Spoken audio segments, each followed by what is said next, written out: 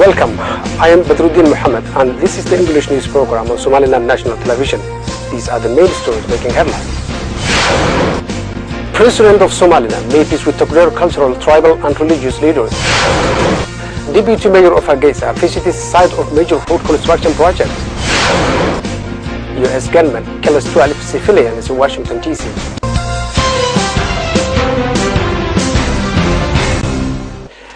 President of Somaliland, Ahmed Mohamed Mahmoud Silayo, accompanied by a senior delegation of government officials, met with tribal, cultural and religious leaders of Togdel region.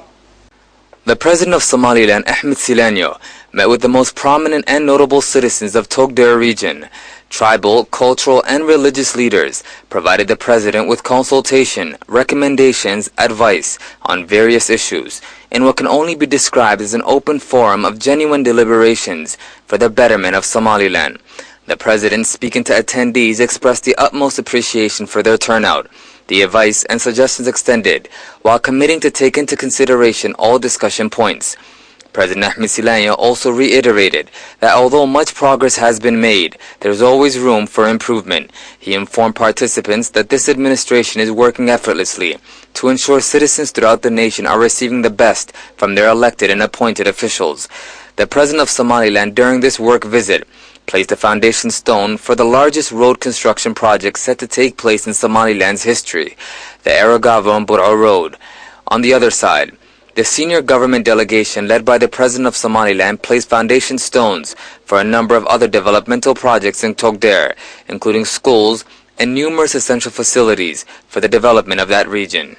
Deputy Mayor of Hargeisa, Abdulaziz Mohammed Hashi, met with engineers and local government officials at the site of major road construction project. The Deputy Mayor was given a descriptive tour of the road construction project and met with engineers on site, as well as other local government officials involved in overseeing operations. The Deputy Mayor, speaking to the press, stated that the road construction project, also known as the 150 Road, is going according to schedule. He also added that there are multiple phases, and in cooperation with the central government of Somaliland, there will be a number of other road construction projects in all four directions of the capital city.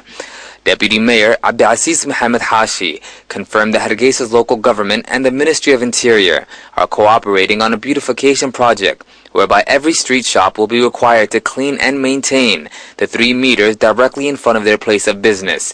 The President of Somaliland, during the initial stages of his term, urged local and central government officials to embark on cleaning campaigns every 45 days. Hassan Abdi Ali Hassan Shahar, chairman of the Social Affairs Committee of Hargeisa's local government, held a press conference to speak on the need of beautifying the capital city. Chairman Hassan Shahar urged citizens to keep the city clean. He stated that it is only through cooperation between citizens and the local government can Hargeisa truly reach expected targets. The chairman stated that the clean cities impact the personal hygiene of their citizens in a positive manner, and the opposite can occur if our cities are not kept clean. Hassan Shahar reaffirmed the commitment of his committee to working with all respective bodies involved in maintaining the appearance of Hargeisa and the health of its citizens. The final message of the chairman was issued to restaurant owners, hotels and other established business to discard their garbage safely and efficiently. You are watching the English news program on Somaliland National Television, the only Somali-speaking channel with an English news program. And now for our international headlines in detail.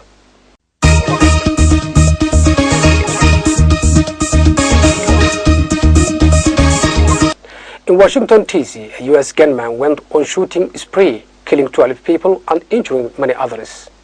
Police in Washington, D.C. fought to control widespread panic close to the White House and Capitol Hill after a gunman went on a shooting rampage at a nearby Navy base. 13 people were killed and around 14 others injured when the shooter opened fire and had gun battles with armed officers. The FBI have identified a suspect who was among the dead. The FBI have identified a suspect who was among the dead as 34-year-old Aaron Alexis, a former Navy reservist and military contractor. The shooting rattled the U.S. Capitol, inducing a lockdown in the area with people being told to stay indoors as police search for a possible second suspect. In Italy, The Concordia was successfully lifted in a 19-hour operation. There were celebrations in the dark as the stricken cruise liner Costa Concordia was raised. The sight of the upright hull at just after 4 o'clock in the morning was greeted with celebrations by the locals on the island of Giglio and by the engineers who had raised her in a 19-hour salvage operation at a cost of more than 600 million euros. It was one of the most expensive and complex operations of its kind. Engineers confirmed that there had been no problems, buckling or breaking the huge hulk away from the rocks.